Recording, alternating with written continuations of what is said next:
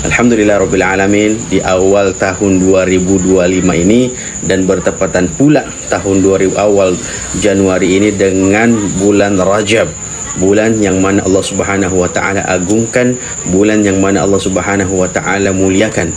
Allah Subhanahu wa taala menyampaikan, inna iddatash syuhuri 'indallahi 12 syahran fi kitabillah yauma khalaqas samawati wal ard minha arba'atun hurum dzalika ad-dinul qayyim fala tadhlimu fihinna anfusakum.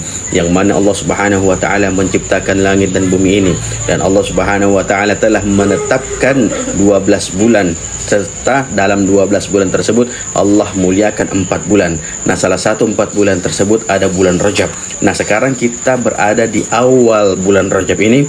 Semoga kita diberikan kesempatan, diberikan taufiknya untuk senantiasa mengamalkan agama, mengamalkan kebaikan-kebaikan, sehingga Allah Subhanahu wa taala mencurahkan rahmat, mencurahkan maghfirah kepada kita semua.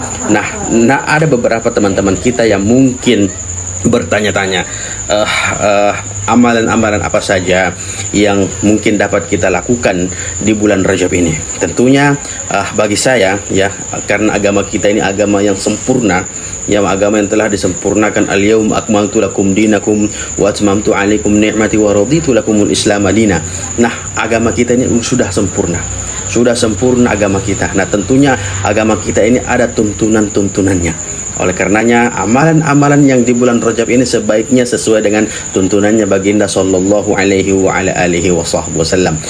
Ada beberapa teman-teman kita yang mungkin ingin memperbanyak amalan di bulan Rajab ini. Nah, perlu kita ketahui bahwasanya amalan kita ini amalan yang tauqifiyah. Ya, semua umur din, semua hal-hal yang berkaitan dengan agama adalah tauqifiyah, yaitu apa? Mutawaqqifun 'alal kitab wa sunnah. Ya, berlandaskan kitab dan sunnah-sunnahnya baginda sallallahu alaihi wa ala alihi wasallam. Oleh karenanya, satu amalan yang mungkin kita lupa, ya, kita mungkin tidak sengaja melakukannya, ternyata amal ini sangatlah mulia, ya, dan amalan ini mungkin tidak membutuhkan modal yang banyak, ya, yaitu apa? Al-istighfar. Memperbanyak istighfar, ya. Memperbanyak istighfar di bulan yang dimuliakan oleh Allah Subhanahu wa taala ini adalah amalan yang sangat-sangat diagungkan oleh Allah Subhanahu wa taala. Allah Subhanahu wa taala menyampaikan dalam surah Nuh, faqultu astaghfiru rabbakum innahu kana ghaffara yursilis samaa 'alaikum midrara wa yumdidukum bi amwalin wa banin wa yaj'al lakum jannatin wa yaj'al lakum anhara. Dalam kehidupan sosial kita, ya, kita mestinya menghadapi suatu masalah. Entahkah itu masalah ia di kantorkah, masalah di rumahnya, masalah dengan istrinya atau dengan rekan-rekannya, dengan tetangganya. Tetapi ketika kita menghadapi masalah itu, kita tautkan hati kita dengan Rabb kita Jalla Jalaluhu, Allah Subhanahu wa taala, memperbanyak istighfar kita, maka janjinya Allah Subhanahu wa taala akan diterapkan dalam kehidupan kita. Faqultu astaghfiru rabbakum innahu kana ghaffara. Allah Subhanahu wa taala menyampaikan sendiri, ingin masalah Anda selesai, maka perbanyaklah istighfar. Mungkin masalah itu datang bertubi-tubi, mungkin itu karena kemaksiatan kita, mungkin karena ujian yang Allah Subhanahu wa taala ingin berikan kepada kita.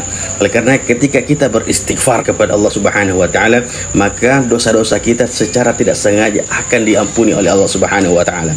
Ketika dosa kita diampuni oleh Allah Subhanahu wa taala, secara tidak langsung rahmat, taufik serta kemudahan-kemudahan akan mendekat kepada kita. Aura positif akan mendekat kepada kita, sehingga permasalahan itu akan kita selesaikan dengan mudah, ya. Ada saja jalan keluar yang Allah sampaikan kepada kita, ada saja penyelesaian yang Allah Subhanahu wa taala kepada kita.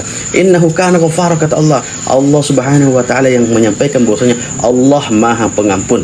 Oleh karena kita memperbanyak istighfar, astagfirullahalazim, astagfirullah. Kapan? Nah, istighfar ini kapan saja. Jangan sampai waktu kita ini berlalu, ya. Baru kita kan mempunyai waktu yang sama, ya. Satu hari diberikan 24 jam misalnya. Ketika ada waktu luang saja, makanya saya sering menyampaikan, ya, ketika kita mempunyai waktu luang saja, ya, saya ingat seorang perkata, ij'al daqaiq intidharik al-istighfar. Jadikan waktu luangmu atau waktu yang tidak terpakai itu sebagai ladang pahala, yaitu dengan beristighfar. Ya, beristighfarlah kepada Allah Subhanahu wa taala, dan fadilahnya sangat besar sekali. Mungkin ada di antara kita yang masih mengharapkan keturunan misalnya, maka perbanyaklah istighfar. Banyak hikayat-hikayat, banyak kisah-kisah yang telah kita dengarkan ya dari teman-teman kita yang ia memperbanyak istighfar, maka masalah-masalah diselesaikan. Yang awalnya tidak mempunyai anak, Allah Subhanahu wa taala memberikan ia anak. Baik sekali, tetapi kita fokus pada diri kita ya. Semoga Allah Subhanahu wa taala memberikan kita taufiknya, memberikan kita jalan untuk memperbanyak istighfar kepada Allah Subhanahu wa taala. Dosa kita ini banyak sekali ya. Dosa kita ini banyak sekali. Setiap harinya kita berkata, kita bercakap, setiap harinya tangan ini berjalan kemana-mana. Setiap harinya kaki kita ini pun berjalan kemana. Kita tidak paham. Kita tidak tahu, mungkin ada saudara sanak saudara kita yang mungkin sakit hati dengan perkataan kita. Mungkin ada tangan kita mengambil kepada hal-hal yang tidak diridhoi Allah Subhanahu wa taala. Mungkin ada kaki kita berjalan kepada hal-hal yang tidak diridhoi oleh Allah Subhanahu wa taala. Maka beristighfarlah kepada Allah Subhanahu wa taala. Dengan beristighfar, maka Allah Subhanahu wa taala akan mengganti sayyiat kita menjadi hasanat, menjadi kebaikan-kebaikan kita, kebaikan-kebaikan yang sehingga rahmat dan maghfirah serta taufiknya Allah Subhanahu wa taala akan menghampiri kita. Semoga kita dapat menyebarkan kebaikan lah ya. Kebaikan, man dalla ala khair ya, man dalla ala khair falahu mithlu ajri fa'ilihi. Satu ayat kita sampaikan atau satu hadis kita sampaikan, semoga apa yang kita sampaikan ini ya membekas kepada hati-hati kepada para pendengar di sana. Jangan sampai kita ini berkata-kata yang tidak diridhoi oleh Allah Subhanahu wa taala. Karena setiap waktu yang telah berlalu itu tidak akan pernah kembali. Lan tarji'al ayyamul lati madat ya. Satu detik pun berlalu itu tidak akan pernah kembali. Maka ada salaf terdahulu ketika mereka berdoa kepada Allah Subhanahu wa taala, satu saja doa yang sering ia gaungkan, Allahumma ja'al hayati kullaha ibadah. Itu doanya. Setiap hari ia doakan seperti begitu. Ia berharap kepada Allah, berdoa kepada Allah Subhanahu wa taala agar seluruh kehidupannya dia itu bernilai ibadah. Masya Allah, ia bangun tidur bernilai ibadah, ia sikat gigi pun bernilai ibadah, sampai ia mau tidur kembali pun bernilai ibadah. Nah, orang-orang seperti inilah orang-orang yang menginginkan rahmat dan taufiknya Allah Subhanahu wa taala, sehingga waktu yang setiap harinya ia gunakan 24 jam itu semua bernilai ibadah kepada Jalla Jalaluhu Allah Subhanahu wa taala. Nah, kembali kepada pada pesan yang tadi ya, tauqifiyah ya, saya sudah sebutkan masalah tauqifiyah ya. Jadi mutawaqqifun 'alal kitab wa sunnah. Ya semua amalan agama kita ini, semua amalan agama kita ini mutawaqqifun 'alal kitab wa sunnah ala fahmi salaful ummah. Jadi apapun yang kita lakukan ya, yang pertama kita harus cross check kembali. Kita harus lihat kembali apakah amalan ini ada dasarnya. Yang pertama, jangan sampai ya kita melakukan suatu amalan, mungkin kita kejar pahala, setiap hari kita kejar pahala sampai ada beberapa amalan yang kita dengar dari siapapun kita langsung amalkan begitu saja. Jangan ya, kita harus cross check kembali apakah amalan ini benar-benar ada dasarnya. Yang pertama. Yang kedua, apakah memang dasarnya itu sahih atau tidak. Karena ibadah ini mutawaqqifun 'alal kitab wa sunnah. Jangan sampai amalan kita ini habaan mansura. Ya, kita setiap hari beribadah misalnya, tetapi ternyata amal tersebut tertolak, rad. Ya, man amila amalan ya, barang siapa yang mengerjakan suatu amalan falaysa alaihi amruna fa huwa raddun, kata Rasulullah sallallahu alaihi wa alihi wasallam. Jadi amalan tersebut jangan sampai bulan Rajab ini, bulan yang penuh berkah ini, bulan yang penuh dengan keagungan Allah Subhanahu wa taala, setiap amalan apapun yang sampai di telinga kita amalkan begitu saja. Jangan. Ya, kita ini kan dunianya kan sudah mudah ya. Di googling aja tuh kan gampang tuh. Ya, amalan tersebut apakah benar apa tidak ya. Jadi amalan yang setiap hari kita lakukan saja. Seperti misalnya ya, sholat 5 waktu ini kan ada anjurannya, berjamaah di masjid, ada anjurannya berjamaah di masjid, itu saja dulu.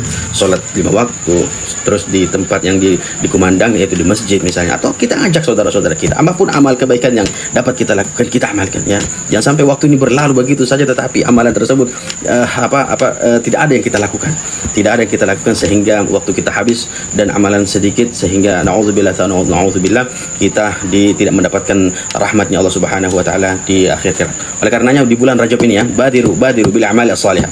Di bulan Rajab ini badiru bil a'mal as-salihah, kita setiap saat mengamalkan agama ya, mengamalkan apa yang telah dianjurkan oleh baginda sallallahu alaihi wa ala alihi wasallam, sehingga bulan Rajab ini selesai, bulan Rajab pun selesai, dan kita masuk di bulan Ramadan dengan penuh semangat ya, karena bulan Rajab ini dan bulan Sya'ban ini adalah bulan latihan ya, bulan latihan bagi yang siapapun yang ingin berpuasa misalnya, maka bulan-bulan inilah bulan yang penuh dengan rahmat. Nah, amalan yang kedua mungkin puasa ya, mungkin puasa. Nah, orang yang berpuasa, ketika ia berpuasa misalnya, maka seluruh amalan-amalannya itu meningkat secara drastis. Ketika misalnya ia berpuasa Senin Kamis contohnya, ketika ia berpuasa, tentunya orang yang berpuasa itu menahan lapar dan haus.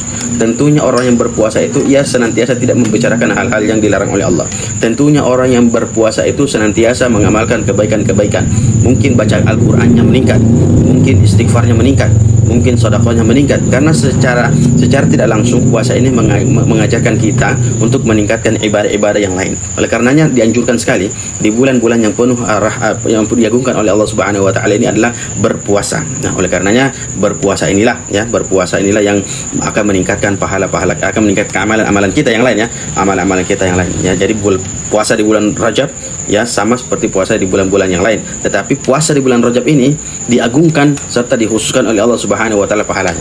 Karenanya seperti puasa Senin Kamis, naik lagi puasa Ayyamul Bid, mungkin naik lagi puasa Daud misalnya, atau mungkin pada bulan Ramadan yang lalu puasanya belum tuntas, maka bulan ini sangat dianjurkan sekali untuk diqadha misalnya, atau puasa-puasa yang lainnya misalnya. Oke, jadi puasa amalan yang dianjurkan oleh Allah Subhanahu wa taala di bulan Rajab ini. Jadi bagi teman-teman yang ingin berpuasa, silakan berpuasa ya, tentunya sesuai dengan sunnah dan sunnah baginda sallallahu alaihi wa ala alihi wasallam. Semoga kita mendapatkan taufik dan rahmatnya Allah Subhanahu wa taala agar senantiasa berada dalam koridor, berada dalam ketaatan, berada dalam ibadah, berada dalam rahmat serta taufik serta kebaikan kepada Allah Subhanahu wa taala. Semoga bermanfaat ya. Ini kalam hanya sepintas saja, semoga bermanfaat. Amalan yang dilakukan di bulan Rajab ini salah satunya adalah beristighfar kepada Allah Subhanahu wa taala.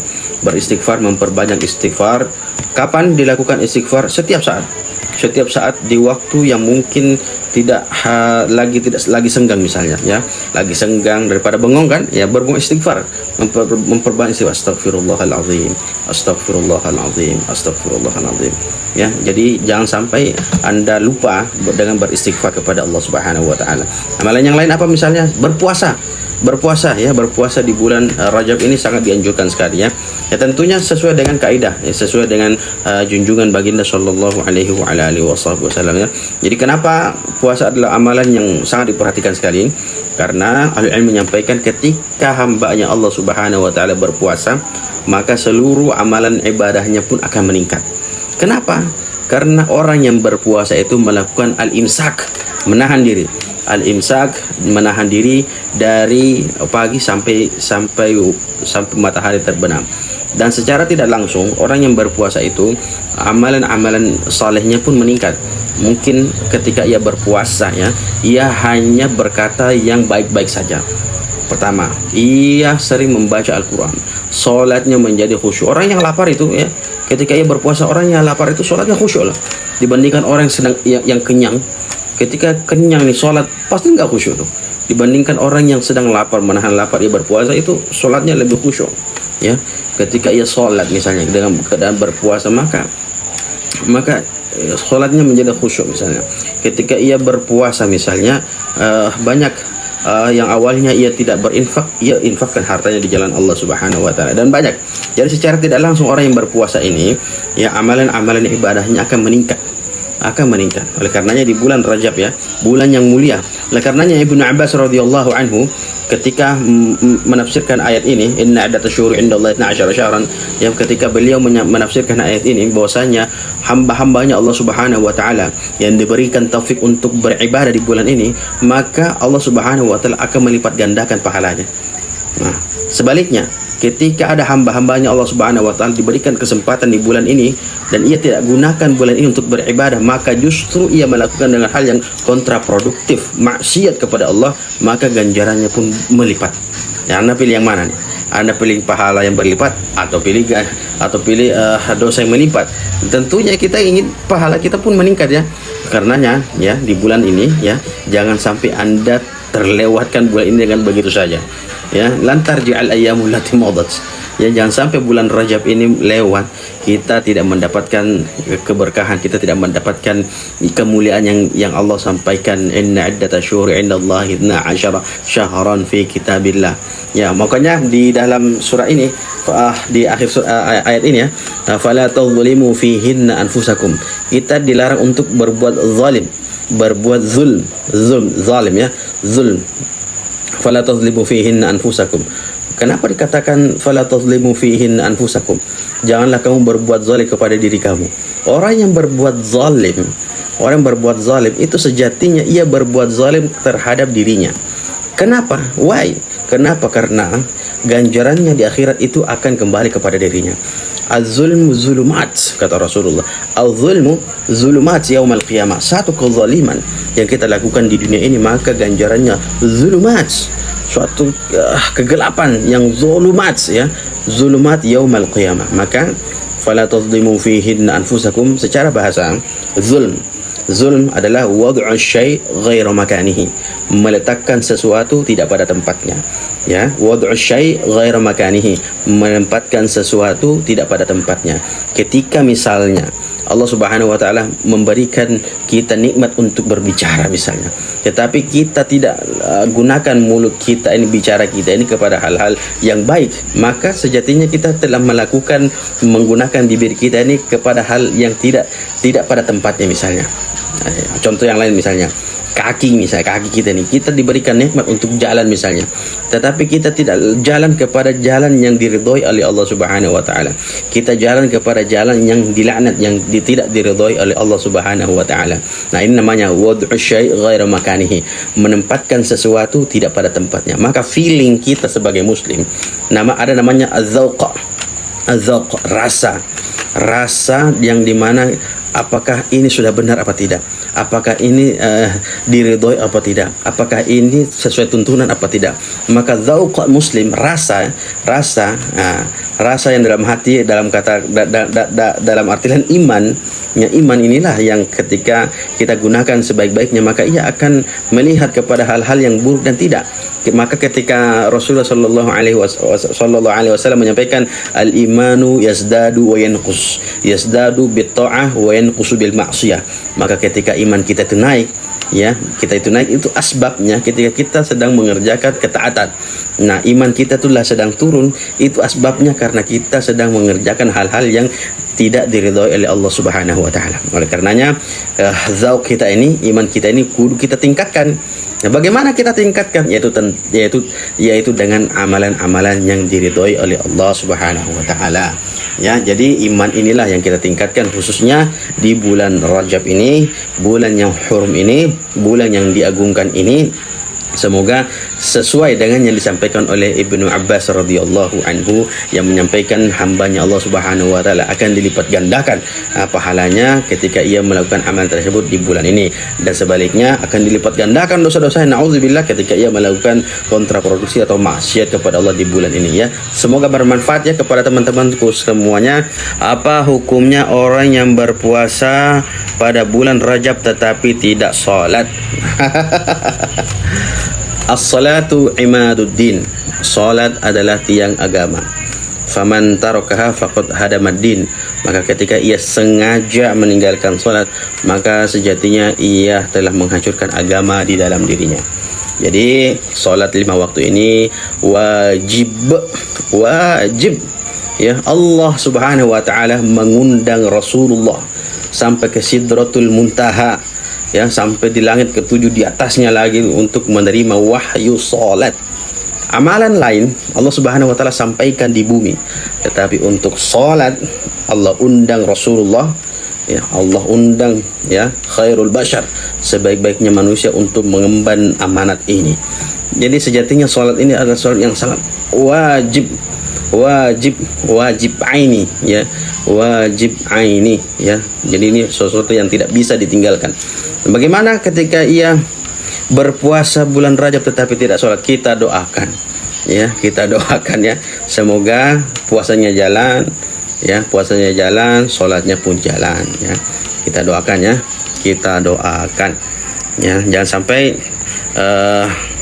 sunnah-sunnahnya semangat tetapi fardunya ia tidak semangat. Ada orang seperti begitu, ada ya, ia mengajarkan sunnah tetapi fardunya ia tinggalkan. Tapi ini sangat disayangkan sekali ya. Kita beri pemahaman ya. Jangan kita ini menyampaikan puasanya tidak sah. Puasanya sah, hanya disayangkan sekali ketika ia meninggalkan fardu tetapi sunnah-sunnahnya ia lakukan tetapi fardunya ia tinggalkan. Sangat disayangkan sekali ya. Kita sampaikan, kita ajak ya, menyampaikan kepada dengan hikmah ya, wal mau'izah al hasanah, dengan penyampaian yang baik ya. Itulah agama kita ya. Oke, jadi agama kita ini sudah sempurna ya, sudah sempurna. Oleh karenanya ketika Hajatul Wada' turun ayat ini, al-yauma akmaltu lakum dinakum wa atmamtu alaikum ni'mati wa raditu lakumul Islam dina. Jadi agama ini tidak bisa ditambah-tambah dan tidak bisa dikurang-kurangi. Semua sudah lengkap, ada penjelasannya semua. Jadi semua ini berdasarkan masalah ibadah ya. Masalah ibadah ya tauqifiyah. Ibadah itu tauqifiyah. Jadi berlandaskan sunnah serta berlandaskan fahmu salaful ummah. Jadi kita ada hal-hal yang mungkin tidak kita ketahui, tanyakan kepada ahlul ilm, kepada ulama, kepada ustaz ya. Jangan sampai kita memahami agama ini bahwasanya agama ini penuh dengan kesulitan. Tidak ya.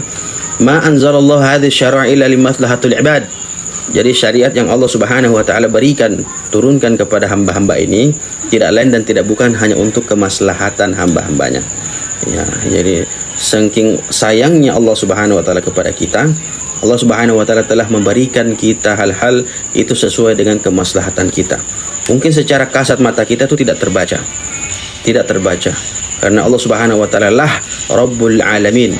Tuhan ya, Tuhan alam semesta ini, wa mudabbir kulla syai', yang mengatur segalanya. Jadi Allah sudah faham, Allah sudah mengerti apa yang diinginkan hamba-hambanya. Oleh karenanya ya, kembali lagi di bulan Rajab ini, di bulan yang penuh dengan semoga kita bisa watawasau bil haq watawasau bis sabr. Baik. Aku qouli hadza, semoga bermanfaat. Wassalamualaikum warahmatullahi wabarakatuh.